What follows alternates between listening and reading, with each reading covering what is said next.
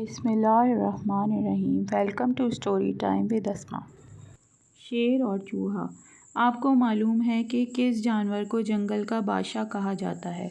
बिल्कुल ठीक, शेर को जंगल का बादशाह कहा जाता है। अभी हम आपको जो कहानी सुना रहे हैं वो भी शेर की कहानी है। एक दिन शेर ने जंगल से एक जानवर शिकार किया और उसके गोश्त को पेट भर कर खा लिया।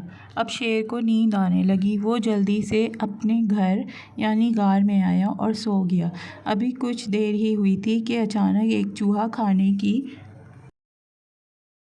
तलाश में शेर के घर के बाहर आ घुसा और खाना तलाश करने लगा।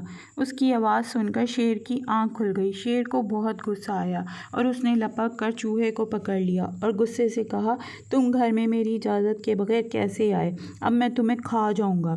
अब तो चूहे को अपनी मौत बिल्कुल सामने नज़र आने लगी, लेकिन वो घबराया नहीं, बल्कि उसने शेर से कहा, मुझसे गलती हो गई, मुझे माफ़ कर दो। हो सकता है मैं भी कभी तुम्हारे काम आऊँ। शेर चूहे की बात सुनकर ज़ोर ज़ोर से हंसने लगा। तुम और मेरी मदद करोगे? अपने आप को देख और मुझे।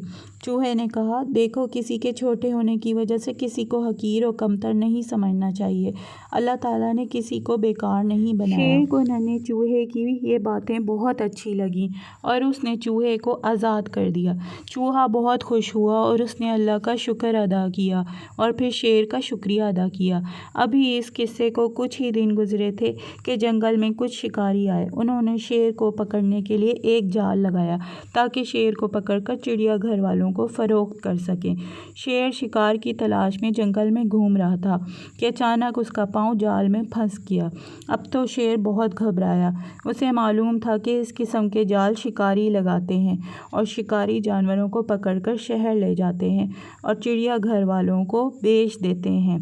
शेर ने अल्लाह से दुआ मांगनी शुरू की। अल्लाह ने उसकी दुआ कबूल की। चूहा अपने दोस्तों के साथ जंगल की सैर कर रहा था। अचानक उसकी नज़र शेर पर पड़ी। उसने शेर को पहचान लिया कि ये वही शेर है जिसने उस पर एहसान किया था। आपको तो मालूम ही होगा कि चूहे के दांत छुरी की तरह तेज़ होते हैं।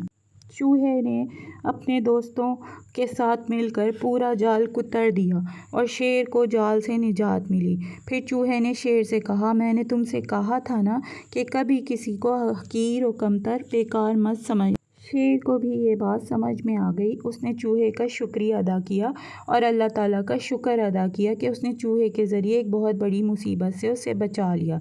दोस्तों, हमें इस हदीस मुबारक को हमेशा याद रखना चाहिए। इरहमू मन फिल अर्दी यरहमुकुम मन फिस समाई। तुम ज़मीन वालों पर रहम करो तो आसमान वाला तुम पर रहम करेगा। अगर आपको ये स्टोरी पसंद आई है तो please like, share and subscribe my channel. Thank you.